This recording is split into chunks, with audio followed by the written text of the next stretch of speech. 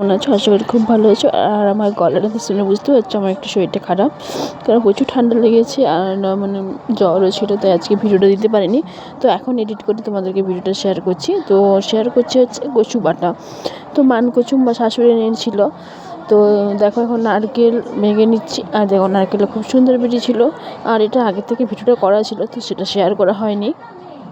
ভাবলাম আজকে তো আর কোনো ভিডিও দিইনি, এটাই এডিট করে দিয়ে দিই। আর হচ্ছে দেখো আমি তো এখন কথা বলতে আমার অসুবিধা হচ্ছে। এখন আমি নারকেলগুলো ছেড়ে মা হচ্ছে কচুগুলোকে ঘষে নিচ্ছে, তারপর মিক্সিতে আমরা বেটে নেব। এখানে হচ্ছে কচু বাটার জন্য লাগবে সর্ষে, কাঁচা লঙ্কা, নারকেল আর হচ্ছে কচুগুলো এরকম আমরা গ্রেট করে নিয়েছি।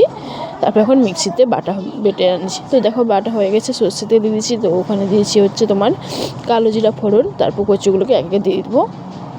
এখন নুন অ্যাড করে দিচ্ছি। আর ভালো করে হচ্ছে একদম কম আছে, মানে একদম গ্যাস কমিয়ে ভালো করে নেড়ে নেবে। যে দেখো এখন যদি পুরো হয়ে গেছে, এখন আমরা সবাই খেতে বসে পড়েছি।